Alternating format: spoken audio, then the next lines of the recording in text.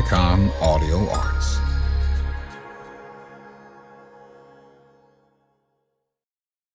Yoko Ono, born February 18, 1933, is a Japanese multimedia artist, singer, songwriter, and peace activist who is also known for her work in performance art and filmmaking. She performs in both English and Japanese and is known for being the second wife and widow of singer-songwriter John Lennon. Ono grew up in Tokyo and also spent several formative years in New York City. She spent some time at Sarah Lawrence College and then became involved in New York City's downtown artist scene, which included the Fluxus Group. She met Lennon in 1966 at her own art exhibition in London, and they became a couple in 1968, wedding the following year. With their performance Bed-Ins for Peace in Amsterdam and Montreal in 1969, Ono and Lennon famously used their honeymoon at the Hilton Amsterdam as a stage for public protest against the Vietnam War. She also brought feminism to the forefront in her music, influencing artists as diverse as the B-52s and Meredith Monk. Ono achieved commercial and critical acclaim in 1980 with the chart-topping album Double Fantasy, a collaboration with Lennon that was released 3 weeks before his murder. Public appreciation of Ono's work has shifted over time and was helped by a retrospective at a Whitney Museum branch in 1989 and the 1992 release of her 6-disc box set, Ono Box. Retrospectives of her art have also been presented at the Japan Society in New York City in 2001, in Germany, and in the UK in 2008. As Lennon's widow, Ono works to preserve his legacy. She funded strawberry fields in Manhattan's Central Park, the Imagine Peace Tower in Iceland, and the John Lennon Museum in Japan, which closed in 2010. She also made significant philanthropic contributions to the arts, peace, Philippine and Japan disaster relief, and other causes. Ono has continued her social activism by inaugurating a $50,000 Lennon-Ono grant for peace in 2002. She also co-founded the group Artists Against Fracking in 2012. And now the other shoe drops. I cannot stand or abide Yoko Ono. To me, she has nothing to offer artistically, but her caterwauling and half-baked, often Zen-inspired artworks. There is a place, of course, for conceptual art, or being a con artist, as she once dubbed herself. Rather controversially, I feel that in many ways she kept John a bird in a gilded cage, an emasculated shadow of his former self, living the last years of his life in the Dakota apartment, not a particularly happy man. For those that love and cherish Yoko Ono, whoever they may be, God knows, I would assume they will find this litany to be upsetting and indeed gratuitous. But I don't think so. After writing some 25 books in the Beatles, I'm here to tell you that from my research, Yoko Ono broke up the Beatles. Now, people have said, hey, listen, if Yoko Ono hadn't gone her way with John Lennon, there would be no Imagine. It's true. That particular song, Imagine, is gleaned from her book of Japanese-inspired cones, Grapefruit. So yes, had Yoko not broken up the Beatles, we wouldn't have Imagine. But we might have about 30 more years of Beatles music. You think about that. At any rate, in 1983 I had a chance to visit with Yoko Ono and interview her exclusively at the Dakota apartment home that she shared for so many years with John Lennon. I found her to be articulate, intelligent, incisive, and forthcoming.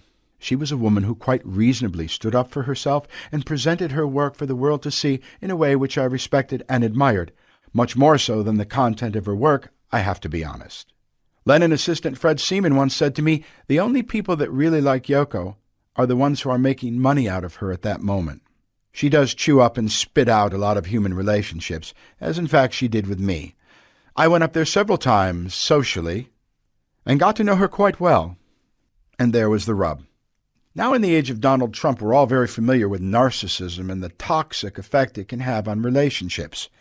But in those days, it was just something about that woman that I just don't like. Now I know. In my opinion, every damn bit as narcissistic as Donald Trump. Yoko Ono is a kind of Ayatollah of rock and roller, you might say. Look, I understand that John Lennon loved her, which is one of the great arguments people make when you kind of diss Yoko Ono. That was his right, and congratulations to him. But having read through his diaries, family correspondence, unpublished letters, listened to tapes that no one was supposed to ever hear, and having spent long hours with his Liverpool relatives, friends, and fellow Beatles, I know a different Yoko Ono. A frustrated artist who could never quite measure up, at least musically, certainly swimming in the wake of the Beatles' oceanic musical contributions to a generation and beyond. She's pushy in the way that 20-year-old actresses are pushy. She's got a lot to say as a rule, and generally it's all about her good self. At any rate, here is the interview I conducted with her back then. It is the first really major celebrity interview I ever did, and I actually sold portions of this interview to Playgirl magazine for $2,500, big money in those days. So this is it, Geoffrey Giuliano and Yoko Ono squaring off. Pick your favorite bad guy. I hope you enjoy it. Obviously, is the new album. Thank you. Thank you very much. Let's see. It's called It's All Right. And I see rainbows. In fact, I see rainbows too, which is very nice. And John did a song not released called Watching Rainbows. Did you know No. that? I have a copy of it. Really? I didn't know that. It's amazing. He's talking about sitting in his garden and he's watching rainbows, and he says, if you don't have a rainbow, go make one of your own. My God, I would love Shall I to send see you the that. tape? Yes, I'll yes. send you the tape right away. Amazing. Oh, it's great. Well, you see, that confirms in a way. It's All Right is a kind of title that I would never have put on myself in a way, Usually I would have, Season of Glass is more like me, Sort of, I like a little sort of artistic title, whatever. So I was thinking, should it be Speck of Dust? Should it be whatever, And I thought, no, that's not the right attitude, This is to say, it's all right, I want to hold your hand, it's that time. So I should not be saying that. And It's All Right was a title that I sort of consciously chosen in a way, And then later, when I was talking to some DJs on the phone, to let everybody know that the album is out.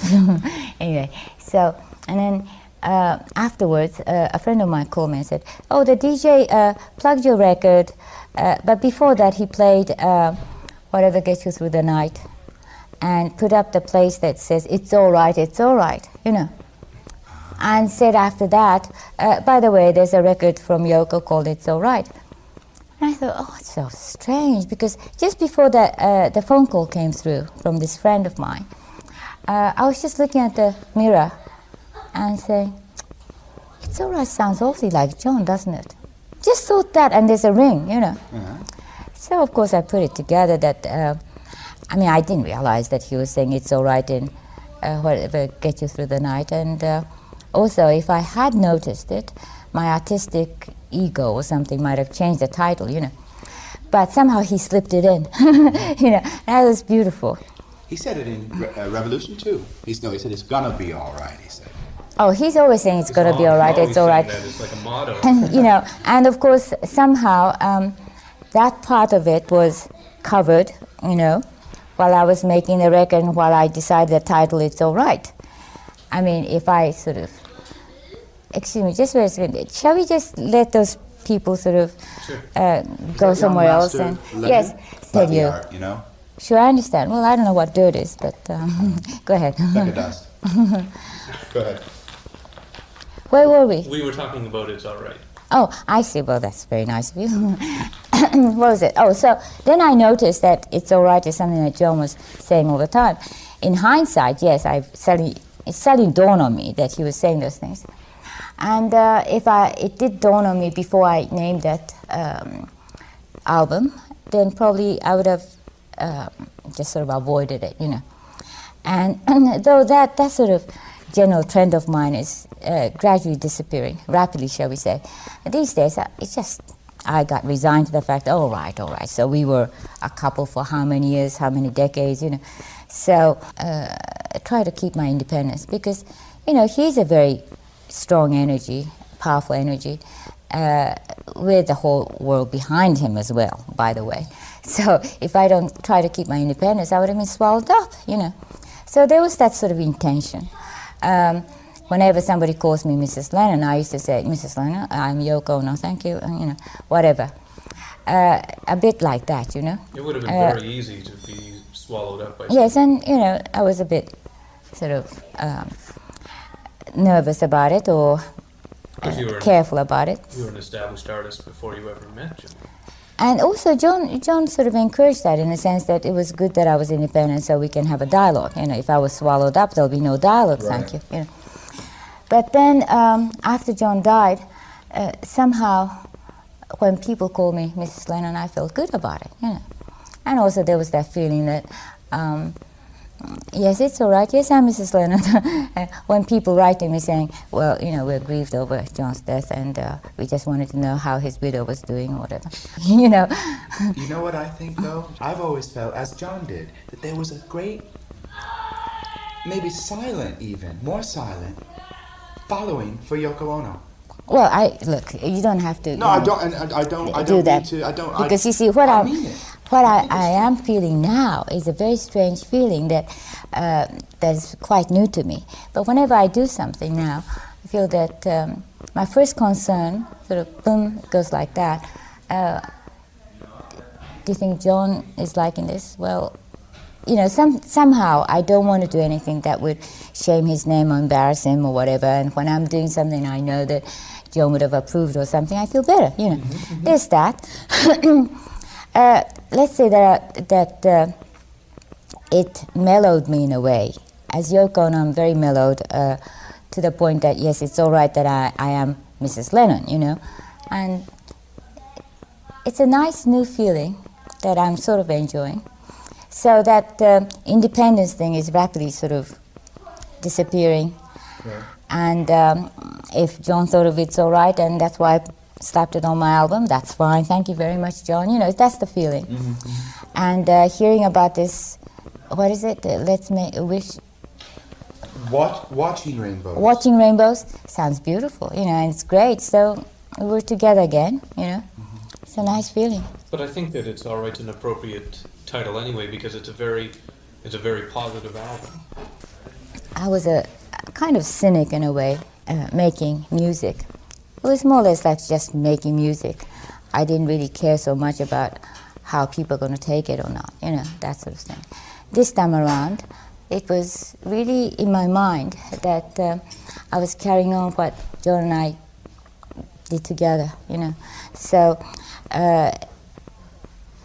I didn't have that partner of mine who is sort of taking care of the mass media side, In those days, I thought, all right, he can take care of that side, and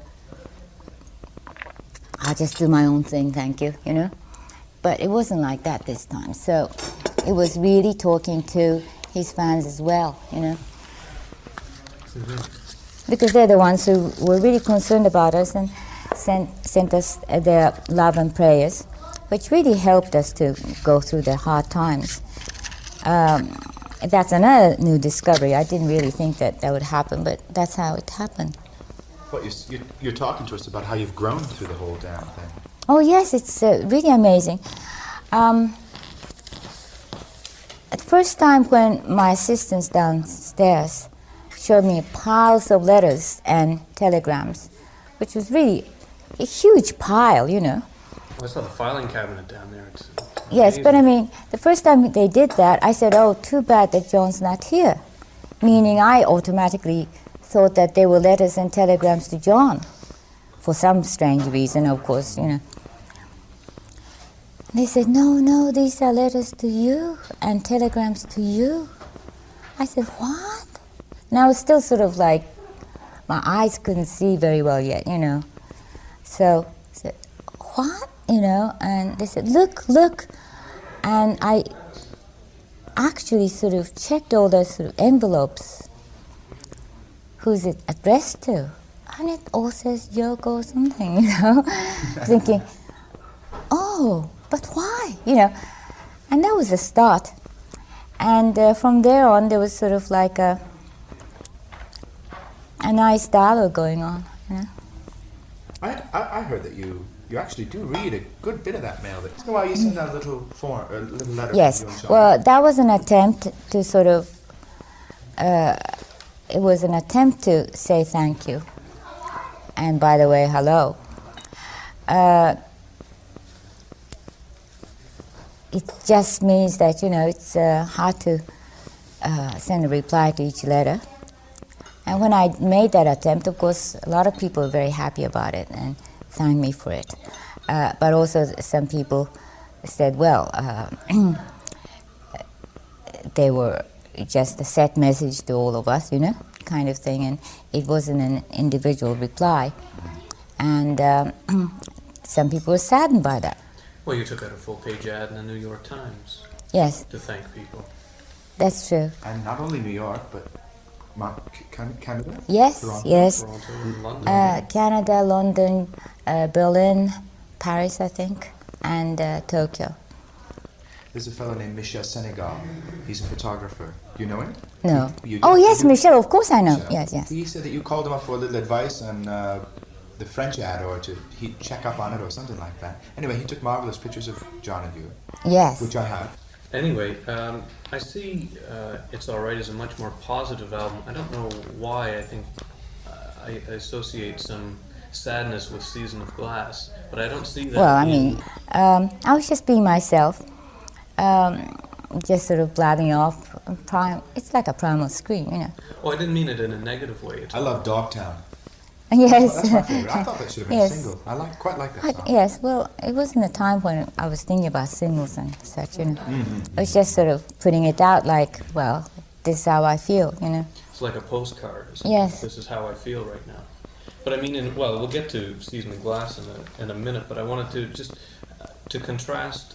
I meant to contrast It's Alright to Season of Glass. Sure, which I sure, said please a do, bit- yes. A bit sad, but I see It's Alright is far more positive, lyrically and musically as well, which, by the way, I think is extremely well produced. Thank you, And I yes. don't mean to be patronizing at all, but you know, there's so much in the British new wave coming over, the newest invasion of all the electropop and everything like that, and you seem to have taken most of the best elements of those. Excuse me. Could you close this door? Hello? Maybe you could just sort of, sorry. But, well, I mean, you know, you could describe the fact that you're just doing it in a room that right next to the kitchen, so that's what happens. Thank you. Well, yes, you see, the thing is, that's why I'm saying, you know, the last 50 years was a prelude to my life or whatever. Suddenly realized while I was doing the record that all the sort of experience in the past was somehow coming together in this album, in a sense that I think the harmonies were from the classical period, the synthesizer and all that sort of sound is from my electronic music period, and then I, of course, got the beat, you know, from John, you know. So I'll never get rid of that. I mean, that beat's always there, and so it's like all that together, you see. Well, there's more than that. There's, you know, well, I guess that's what you mean by the beat, but there's like early 60s, almost girl group sound Yes, to yes. some of it. I suppose, yeah. There's a lot of different elements, and I think it is very, very well produced. By the way, we heard the remix of the second song in the album, which is, I forgot, but you've remixed for another single. I'll never say goodbye. Never Say Goodbye. You like that I one? really quite liked it. It really flowed a lot, you know, and I just thought it really, really nice. That was one of the things that we had intended to play anyway. I particularly like that with all of that's, as I was saying, very typical of sort of the new British electro. It's very good with, but it goes beyond that. It's got all the electronics in it, but all the different textures as well. You put the birds in it, which Yes. I thought was very nice too. I love those birds, you know. Yeah, that's beautiful. It's, I just wanted to bring all sorts of different elements together, especially with I See Rainbows. What I tried was, even on the sort of percussion section, you'll notice that Indian tabla, also Jamaican drums, and the rock beat, of course, etc. So it's like the whole third world coming together, and the Indian being sort of our sort of ancient memory or culture, you know, and the synthesizers are the sort of the future. So it's not just the world coming together, but the history coming together, you know. In a way, the synthesizer is the future, but I've always seen the synthesizers and the electronic music, like especially synthesizers, as almost a going back to classical period. Oh yes, definitely. And you see, for instance, in Never Say Goodbye, the intro, that long intro going, you know, and since I saw a film called Psycho a long time ago, yes, well, before your time maybe, but anyway, and it was quite exciting. I saw it in New York, and it was very hot summer, and you go into a theater to see it, and everybody going, you know, because they're so scared, you know. But some sort of emotion was roused there, you know. It's very interesting. And at the time, I was an electronic and avant-garde composer, kind of. And all my friends were doing these electronic things, you know. John Cage and all that sort of period. In those days, that people who believed in doing something that would expand the horizon of the field of music, but at the same time nobody would give them a concert, you know, that sort of group, you know. And I'm thinking, this is it. This is the pop version of that. And, well, I didn't think of it in terms of the word pop. I thought of it in terms of the mass or whatever, you know. And we're doing it like highbrow, but no, we can communicate with that if we, you know. It was very interesting. And I always wanted to do that one. That intro is something that I was dreaming of doing in pop for about 10 years, you know. So finally I did it, and I was very happy. And but I thought, well, this is one that I'm going to throw in. This is for me, you know. So if they don't want to play this, fine, you know. We have the others, thank you, you know. That's how I felt about it. So then, surprisingly, it wasn't one of those artsy ones that it's just for me. For instance, Sean, I said, well, which song do you like? He said, the one that goes on in the beginning. Instead of hi-hat, I'm going to use the space toy. We're going to make the beat with the ocean, you know, that sort of thing. And 10 years ago, they would have said, you know, or the engineers might have run out of the room. Gone for tea. Yeah, right. But this time it's, oh, okay. So there was no sort of resistance. Not even a surprising look, you know. It's funny how things are being more accepted today. I think you could re-release some of your early ones. Oh yes. Like so you see, the see, space or something like no, you know what I love is approximately that song. I love the whole album, but that approximately infinite universe. That dare. Yeah. That's fantastic. Yeah, you could certainly release that. Did you ever think of re-releasing anything? But see, the thing is, it's a funny feeling when you say something like, oh, well, English New Wave or this and that, because I wasn't trying to do New Wave, I was just being me, you know. No. I mean, Yeah. just taking elements, as you say, from Jamaican rhythms to, you know, Islamic sheep herding music or something. You know, it's all sound, it's all musical textures, and it's all a communication, whether it's Chopin or Ravel or Stockhausen. It's all sound, textures, and images which combine, and you know, making it accessible to a quote pop audience. Also, the other thing is, I think this is a beautiful age, actually, of all those beautiful things coming together, you know, and it's possible to do that rather than, well, look, I'm in this bag, thank you, and I'm not going to use any of your tricks, you know.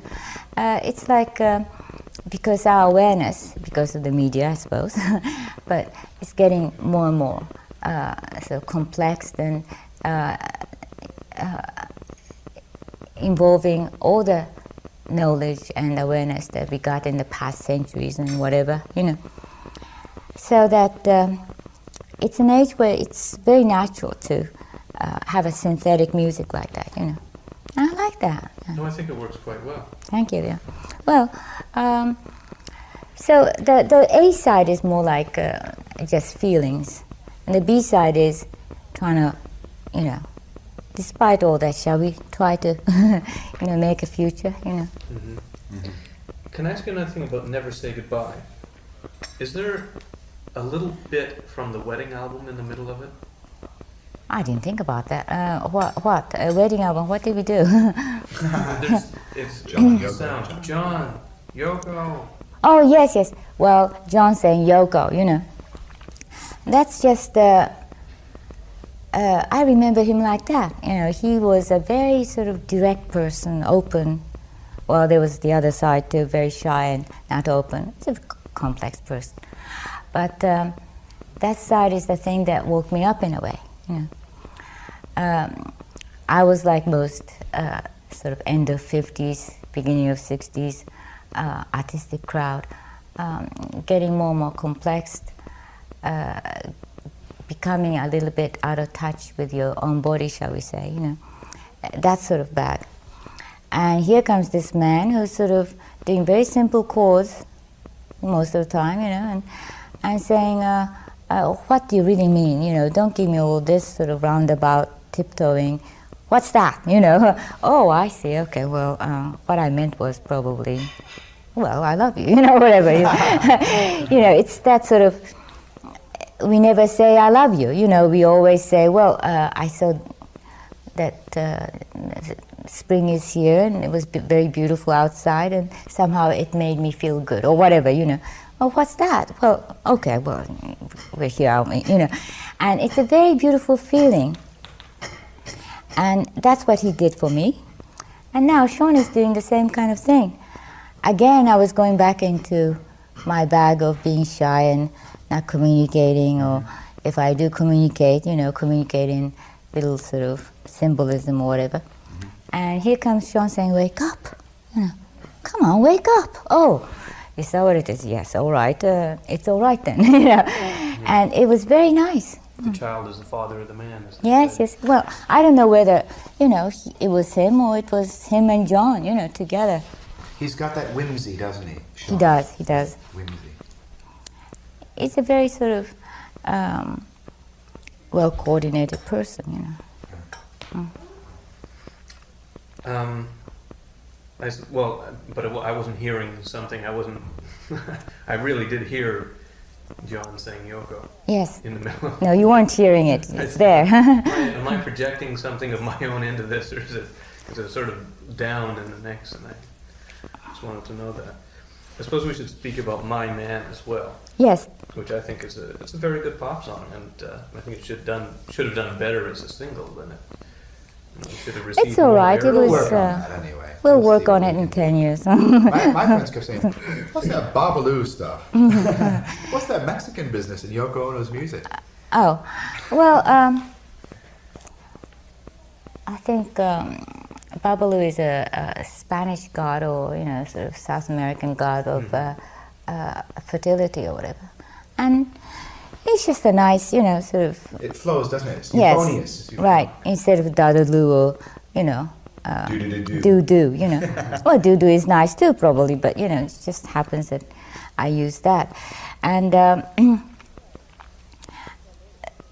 well, the lyrics, you know, too. That it's that side of John, you know, and one of the DJs played My Man that Billie Holiday wrote or something, you know, just after My Man. And of course it was like showing me up, you know, a bit, because I mean, she's great, she's beautiful, and I admire her so much, you know. So if I knew that she wrote a song called My Man, maybe I might have changed the title. All this is happening because I didn't know, and it's great. Thank Thanks. you. Yeah, I know. I was afraid to do protected, you anything. know, right. So I just naively go on, which is great. So her song is mainly sort of talking about, well, he's a bum, but despite it all, I love him, you know.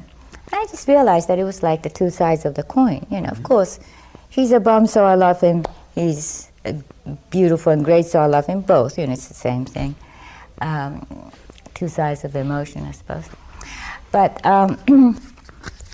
also that because I was known as a feminist or whatever, it's nice to sort of show that a woman can sing a love song to a man, you know, and sort of praise about his beauty as well, you know.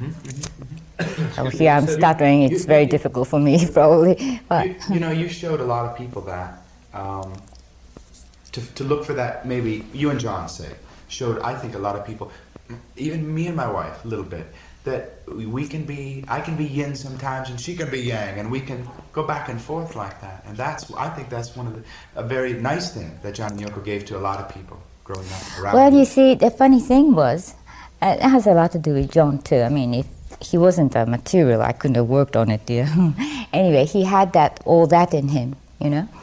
And well, as I said before, John's an Englishman, and well, you can imagine an English couple, you know, women being sort of very hot, you know, strong-headed women, independent, but caring about. Anti-Mimi, yes, right? you know, saying, well, it's time for you to get some milk for the cats, dear, or whatever, you know, and a man sort of tending the garden or whatever, you know.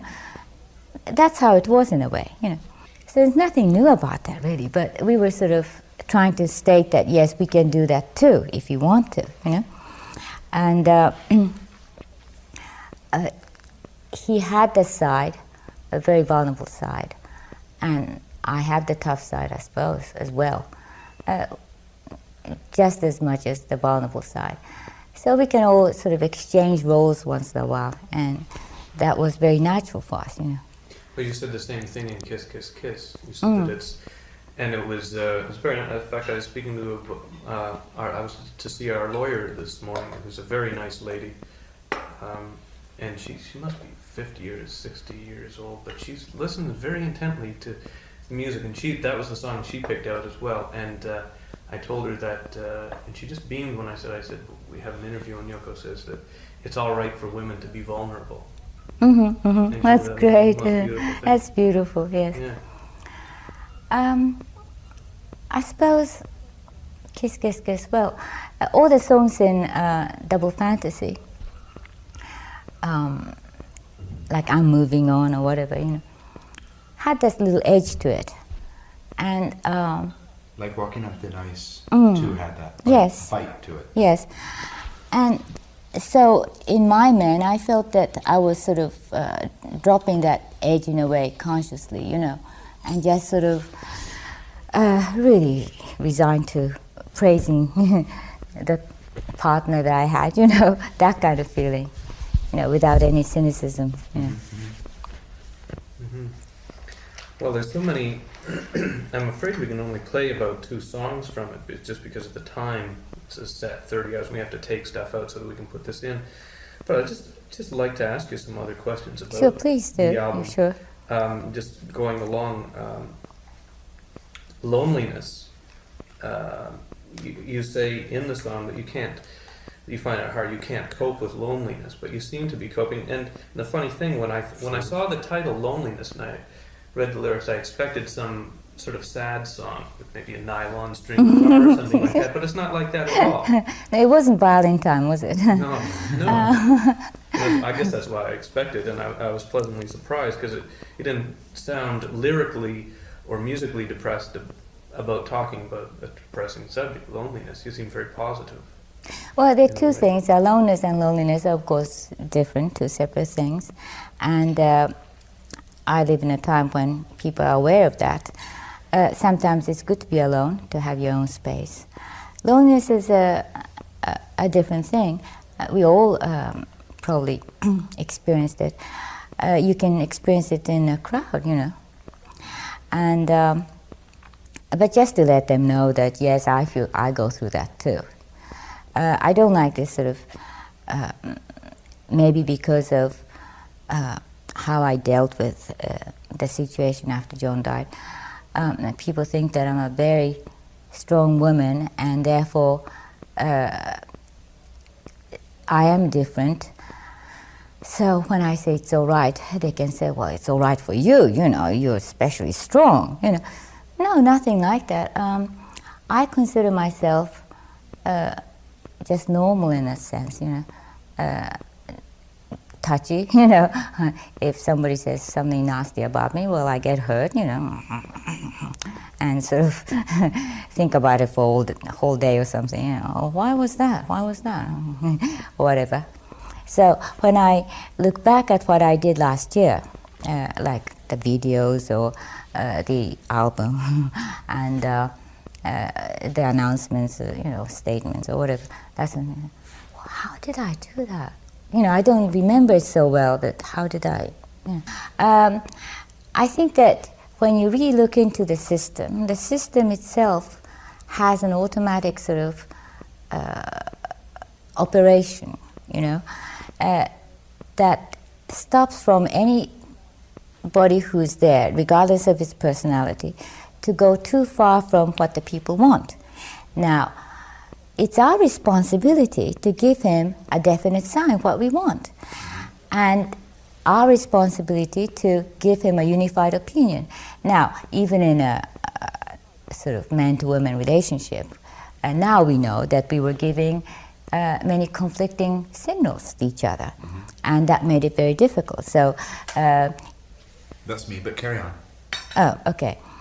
So that, you know, now we know that, well, it's better to try to express our needs in a way that the partner understands, and not a conflicting message, because then what's he going to do or what's she going to do, you know? So we are getting wise on a individual level of communication. So why don't we get wise about the communication with the government? Now, if we do have a unified opinion, he has the responsibility to carry it out. Now, the problem is that we don't have a unified opinion, or we're not expressing it. So this is, I go back to Surrender to Peace, which is a little article that I put out in LA Times editorial, beginning of the year. That's how I wanted, beginning of the year, I wanted that message to be on all the editorials, which of course did not happen. In East Coast papers, I'm trying to put in, and of course, the title Surrender to Peace is, to me, it's a very innocent statement, but because of the times, it sounds not very innocent. So if you can take that article home and try to publish it in Canada, I would really appreciate it. We'll do it. Thank you. But you see, it's about unifying our opinions, and somehow we're going to do it. Because, you see, in that sense, we have to be very thankful that we have a system like that. You know, if it is in a country, a dictatorship country, they don't have to care about people's opinion. So since we do have that system, you know, and the system itself has a requirement, which is, it seems like a very small thing. It's not. That makes a world of difference, you know, and we have to use that. Well, I congratulate you on your optimism, but I have it too. He's cynical. maybe Whatever. I'm more cynical, but you know, I think that there is a unanimous opinion of desire for peace. But then we have to definitely express it. Project it. And I think it is expressed. I think in the 69 and 70, when you were having the bed-ins, I think people agreed. No. Wait a second. No, not true necessarily, because the bed-in was ridiculed in some ways. Even the liberals, so to speak, in those days were saying, well, what's this? It's too naive or whatever, you know. And But they couldn't now, argue with it. That's true, but Peaceful now... humor. Yes, that's and true. argue with peaceful humor. Right, exactly. But of course, there were a lot of comments, not surprisingly, but from our camp, you know, more so than from the other camp, which was trying to ignore or suppress it. You know, what I think is, this time around, we have to really voice it, really project it. Now, when I say projection, I don't mean, you know, a million on Central Park. So that they can say it was 500,000 actually, and by the way, a million even would not. Several arrests for marijuana and drunkenness. Well, it was minority, you know, and they're right to say it's minority because million is a minority. Though we can say, well, million does represent 10 million who couldn't come or whatever. So this time around, it has to be all 100 million of us, you know, really giving the vote. And I'm suggesting peace poll done on a congressional level.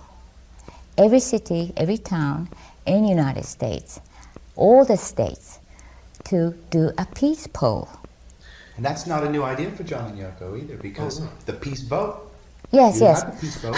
But this time to do it on a level that would be understood by the people that we want to communicate with. Okay. You see, the point is, you don't understand that they may feel that we're not communicating with them yet. You see, when you're in Rome, you know, it's that one. You go to Japan, you try to talk in Japanese, you know, not in English, you know, and that's how it is. So we have to talk in their language, which is the congressional vote. That's it, you know. We have to put it there. Work through the system? Work through the system, yes, because the system is still usable. It's a very good system, actually, if it's used right, and we have to know how to use it. One of the things I liked about what John said, and you and John said in one of the last interviews was, look, what is all this Star Wars projecting this war in space with lasers? Don't you understand that all these projections that you're making, these mind projections, they add up. They calculate karmically or whatever. I know. So let's just project that positive image and let's get away from all the... We can think of other things to entertain our children than lasers and Star Wars and all that. I know. And it's very important that everything we do, we have to have this consciousness to project this peace principle. Yes. Also, you know, this is a trap that we always fall into, which is, since John died too, in the past 2 years, there were many, many things that happened in my life that I just never expected. Very cruel things, terribly heartbreaking things. And it just, you know, it was an experience. I mean, I just had to learn another lesson, you know. Oh, I see. Well, because I thought when that happened in 1980, the rest of my life, just coping with that emotion or the blow or whatever, was almost, you know, Downhill. you know, almost sort of big enough for me, you know. But then, after that, there were many unexpected incidents. And I thought, well, how am I going to deal with this, you know? And what happens is that the good people usually confront these negative things, negative attacks, you know, and then they start to be busy just coping with that, you know, to try to fight the negative. And then spend the rest of life just fighting with the negative. Now, instead of doing that, let's ignore the negative. Forget it. It's hard, but just forget it. And meanwhile, create positive things. Then we would really have positive things. While we're fighting with the negative, we're going to be on the same level as them, you know, and nothing positive will happen while we're doing that.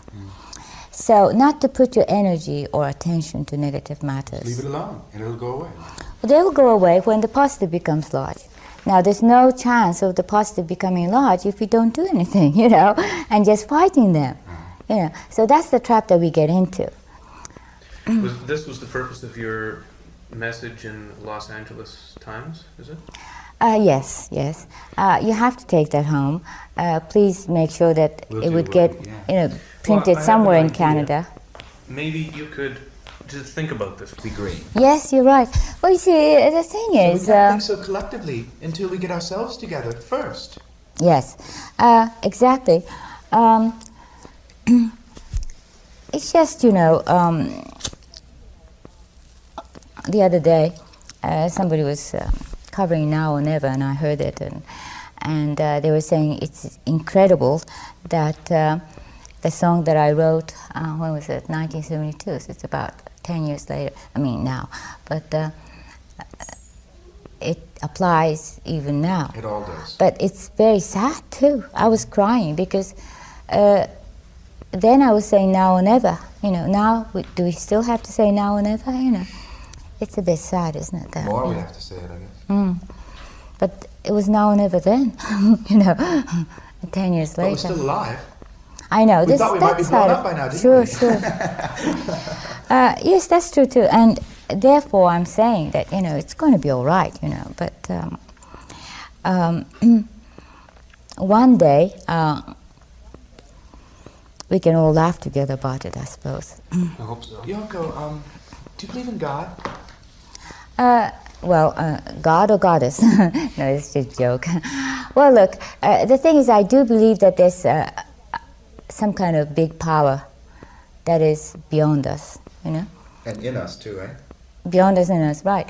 But also, you see, you can explain it in a way that agnostics would understand it, in the sense of, it's like a mass dream, it's like a human race dream. And we had a dream that we realized. For instance, we always wanted to fly, and for centuries people tried to jump off the whatever.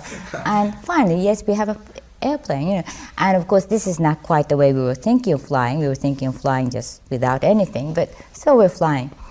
There was always, in poetry and all that, we talked about moon, what would it be like to be on the moon? Or moon was something that was very attractive, always talked about the moon. Moon, green cheese. Yeah, something mystery, And so we went to the moon.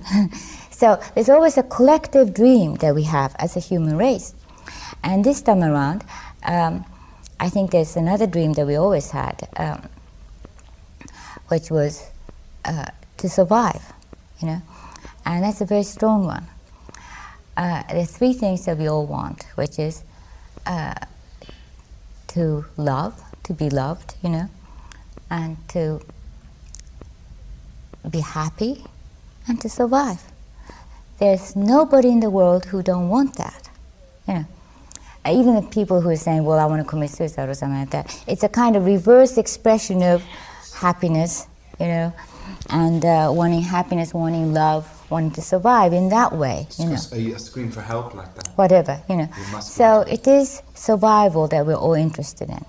And anybody who thinks that they can somehow con us into thinking otherwise, they're the dreamers. You see, we are realists, because there are billions of us. There are billions of us thinking the same thing. And that is our collective dream, and that I call is the great design that is above us. An approximately infinite universe. You said, the dream we dream, it's on the back. The dream we dream alone is... It's only a dream. And what's the other half? But the dream we dream together is reality. Is that that's what you just said, isn't it? That's what it is, That's And some new stuff, Yoko. We've heard all this before. yeah, but it's expressed in dream love, by the way, And when I went to the studio and said, okay, we're going to do a song called Dream Love, all the musicians said, oh, you mean like Dream Lover, Yeah, right. I said, yes, but it's a bit different. The message is a bit different. But this time around, I thought, well, 60s we did all that, and wave flags and everything. 80s, it's a bit dangerous to go on the street even, And most of us, it's not just me, and it's not just old ladies on Amsterdam Avenue, even the kids, they're sort of frightened of going out. They're all sitting at home watching the TV or something. So I thought, well, what can we do in 80s? Because 80s has its own way of doing things that we can't do in a way that we did in the 60s. It's not sort of waving flags, so it's not sort of gathering in Woodstock, because to go to Woodstock, subway might be dangerous or whatever. And, oil shortage, all that, So I thought... And no good music, no good bands anymore either. No one to listen to. There might be music, but it's impractical because oil is expensive and you don't want to travel that far, And we all live in suburbia now and wear ties all day. There's no one, Whatever, no one to show up anyway. So where can we connect? Where can we gather all together and make this big energy that would change the world? And I thought, dream power, Someone told me today that you don't know about. Oh, which is what? John, that I think you should know. So Yes. I'm going to tell you. It's a little Yes, sad, well. okay? When John came into the hospital at Roosevelt, Yes. there was a Hare Krishna boy there. Yeah. His son had some... I met this man recently. I told him I was coming to see you. He was there with his son. The boy was ill. He brought him to the emergency room and he was sitting there. He was a Hare Krishna devotee. And it says in the scriptures that these people have, he told me and showed me, and this happened with Gandhi too, that it says in like these Hindu scriptures, you know, which John had some respect for, I think, that if you take the name of God at the time of leaving this world, that you will be guaranteed this elevation, big elevation in the next one. Mm-hmm. So, Yeah, yes. Yes. and this is a true story, and I know you don't know this. This devotee, as John was coming in, they stopped for just one moment, and this boy leaned over to John and said, "Hare Krishna, John." And John, I'm just telling you what he told me. Little tiny light, lips up a little. He heard it. He heard it. And I just went to see Gandhi the other day, you know, and they shot him, and he went, "Hare Rama," like that. And so I just thought you would like to know that, you know, that was maybe one of the last things that he heard, that some sound or name that a lot of people have thought has identify heavily with the good, positive God power at the very last. Well, no comment about that, really. My feeling is, you know, I don't want to go into that one. I know. But I just thought I'd tell you, you know. Was it Yeah, right to sure, tell you sure, that? it's fine, yes. Well, it's, I mean, you should have told me.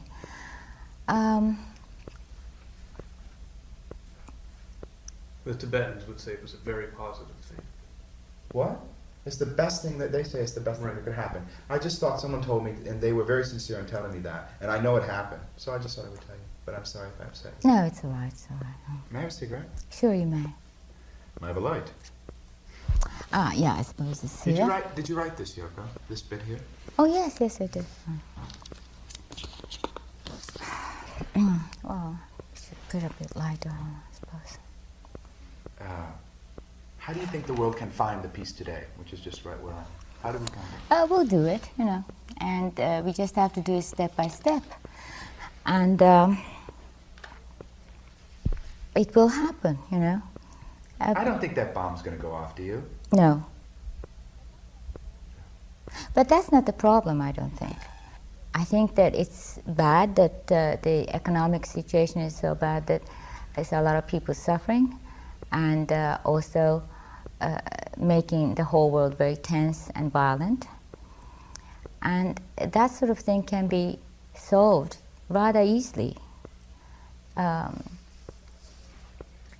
even through the political system that we have all over the world, you know. Right. And it's no more true to say that war is economically viable. And we experienced that many times, that in a very Let's old have a war days. and get the economy going. Yeah, well, you know, that one. And I think that there's that sort of feeling still underneath us somewhere, in some of us. And that's the reason why there's only 1 million people in a peace march rather than 10 million. You know, some people are sort of not quite sure, you know. And we have to understand the reality of that. You know, the big question is, well, we'd like to be peaceful, but the Russians will never be peaceful with us, so we better keep up this butch. No, but that's what the macho. Russians are saying too, you know. Yeah, if we could just get together and say, wait a minute, game over, you know, let's have fun, let's be peaceful. But to do it is tough. Well, no, it's not that tough, and there are ways of doing it. As you say, that it's almost obvious that everybody wants peace, you know, but it has to be voiced, you know, and not just voiced through a few hippies or whatever. Will you continue to voice it for us in a way and with us? Can we look to you in a way? No, well, look, I mean, I will be doing my share, you know, whatever that is, and you I'll know. do mine too, okay? Sure, We'll make a that's deal. right. But we have to all do it together, you know. But we need leaders, don't we, a bit? No. Oh, okay. I think, you know, each of us are sort of very important in that sense. And naturally, because of the particular sort of environment I'm in, you know, I have my sort of share of doing, I suppose, you know. People look to leaders, though, and I think they see you as one of I the... want you to do it. We get used to it, you know? We can trust you, you know, I think. Well, you can trust me as what I am, whatever that is, you know, but thing is so important, and that we don't have much time, and to make the real turnaround, the most important people are really people, you know. Numbers count now, you know, and we have to get the numbers, you see. And so, in a way, maybe they can sort of conveniently hide one spokesman. You know, if it's one spokesman, it's sort of easy to deal with. I think I read it. Listen, would you mind if I kept this? You got it. Yeah. And here's because another one that the guy, when he heard I was coming to see you, he said, "Be sure this is an interview with George." Just recently. Okay. Well, I like to read these. Yes. Okay. But anyway, I was reading that in that book that you actually lived that fellow Prabhupada. Yes. He was with us. He came to Tittenhurst. Yes. Tell me about that. Well, he was in a cottage, you know, one of the cottages that we had. And he was, how did you find him? Because, you know, these guys, you know, everyone says they're a cult and they're going to rob you and take your mind and zombies and all that. But they didn't see, you guys they were at your Give Peace a Chance, bet in, they banged the drum and all of that. Mm-hmm.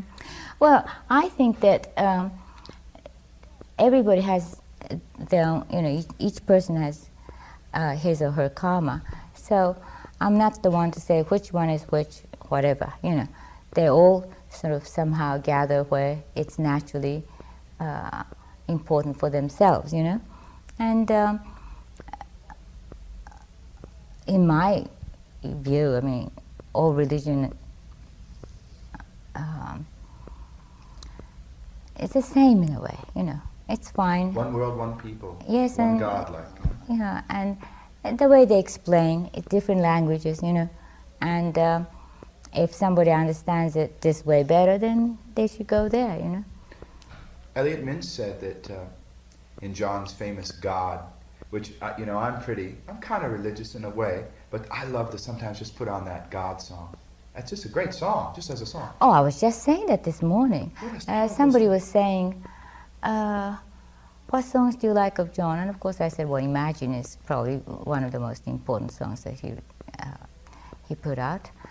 And also... It moves me, that song. But God, you know, God is one of the songs that I like very much. Another nice thing that a friend of mine said when he says, wait a minute, John Lennon said he doesn't believe in this and that. And my friend said, you know what? I think he's saying, I can't believe in this and that. Like, I can't find it yet, or something like that. And then Elliot Mintz said in the Ballad of John and Yoko, great book, he said, John did believe in all the stuff. He turned around, because when he went with you to Japan, he went to the temple and Buddha and all that. Sure. He believed in all that, because it's just a variation. It's just, all this is just another way of expressing the same thing, you know? So he believed in that sort of thing in the root, which is the big power, whatever. And any expression of that he had respect for. And I do too, you know. But also, let me be me now, you know, and start from there. No more daddies. Yeah, right. So it was a beautiful statement. I really like that song. And it stands up still. It does. If you have a chance, play that, you know. It's a good song. A little bit of God. God is a concept. What's in this? Yeah. Good. We're going to send you a show. You'll Good. hear everything. You'll have it. Oh, beautiful. About, not specific, you know what? And also, you know, because the myth is that the Beatles and Yoko or whatever, you know, and I like to say that because until I met John, I didn't really know what the Beatles was about. I suppose I heard about them, as a social phenomenon, you know, well, Life wrote a story or something, you know. Oh, I see those things are happening around there. I mean, Elvis Presley, I mean, that was another social phenomenon that I wasn't involved, but just sort of knew about it, you know. Look at it in a sociological Yes, sense. you know. Watching the Wheels. A few final thoughts. My interview with Yoko Ono in the winter of 1983. in the beautiful Dakota apartment home she shared for so many years with John Lennon, was one of the early high points of my life. Only 3 years after Lennon's death, it took me months to wrangle an invitation for the interview in promotion of her album, It's All Right. I remember making friends with a young lady who worked in A&R at Polydor in New York, who arranged everything. In fact, she even came to visit us in Toronto for a few days. When at last dawned the appointed hour, I, along with Canadian journalist Alan Lysett and photographer extraordinaire Dimo Safari, checked in at the front desk of the Dakota in the narrow hallway between the outside corridor and the inner sanctum. That selfsame checkpoint where, on October 8th, 1980, at 10:49 in the evening, John Lennon crashed through the heavy door and onto the white tile floor of the tiny space, where he just about breathed his last. Struck by this, we then made our way to the elevator, and were welcomed in a cavernous hallway, and then finally into Yoko Ono's white-carpeted living room. We then were made to wait like errant schoolboys in the all-white piano room adorned with family pictures of the Lennon and Ono collaboration. When at last Ono deigned to meet us, we were ushered into a very comfortable living room just off the kitchen, which had tan couches and a beautiful stained-glassed window of a geisha girl floating towards one wall.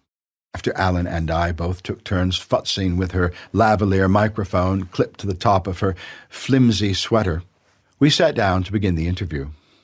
He ran a tape, I ran a tape. There are legal reasons for this, which did actually come up later. Now, I must say that Yoko was very impressive in this interview. An obviously intelligent woman, more intellectual than witty, but sincere in a way, and as I'd come to learn many years later, was indeed the ultimate narcissist. Mrs. Lennon was gracious in answering all of our questions, gracious, that is, until I relayed to her a story that I had heard by a Hare Krishna devotee who happened to be in the Roosevelt Hospital emergency room when John was wheeled in dying.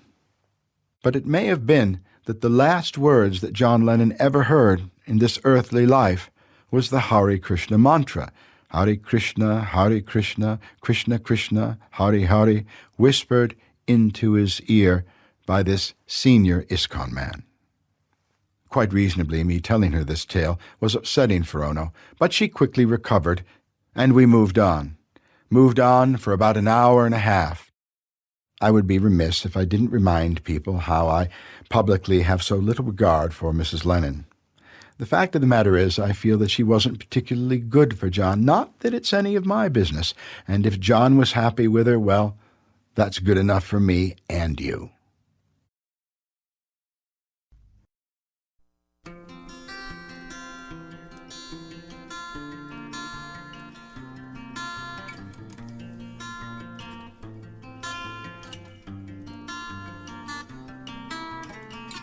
Geoffrey Giuliano is the author of some 30 internationally best-selling books on the Beatles, John Lennon, and other iconic musicians of the 1960s. In 2006, his book, Paint It Black, The Murder of Brian Jones, was made into a film by Stephen Woolley and Nick Powell entitled Stoned, The Wild and Wicked World of Brian Jones.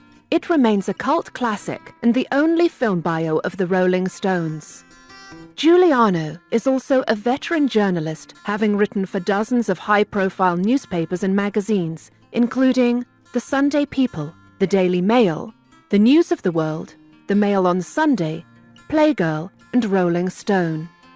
A noted film actor, Giuliano starred in such movies as Vikingdom, Scorpion King 3, Jules Verne's The Mysterious Island, The Fifth Execution, Far Cry 3, Fire Desire, among many. In addition, he hosted the long-running North American syndicated radio series, Geoffrey Giuliano's Roots of Rock, for 5 years, as well as pioneering the audiobook industry in the 1990s by authoring, narrating, and producing over 250 original, non-book-based, interview-driven productions. Giuliano's publishers included Random House, HarperCollins, Delta Entertainment, Dirk and Hayes, Playaway Audio, Speechworks, and B&B Audio, among dozens more internationally. In 1998, Random House acquired his firm Tribute Audio, for which Giuliano acted as CEO and publisher for 5 years. His best-selling audiobook, That Fateful Night, True Stories of Titanic Survivors in Their Own Words, was nominated for a Grammy. In 2014, Geoffrey Giuliano founded Icon Editions and G2 Media Arts to market his updated works as well as publish new projects.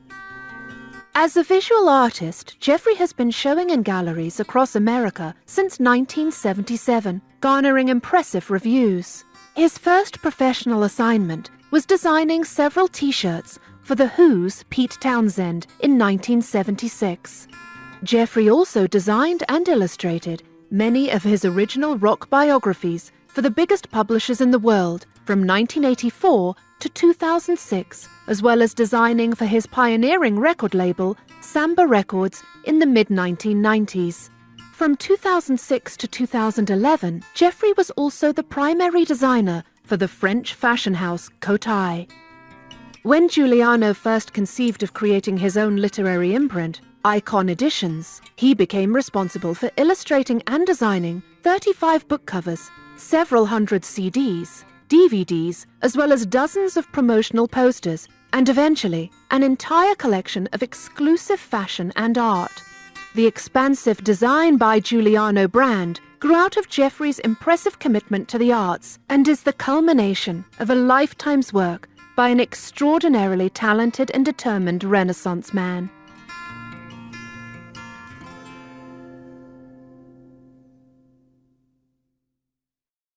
Your host and narrator, Geoffrey Giuliano. We hope you've enjoyed this Icon audio presentation. Icon Audio Arts. Thank you for listening.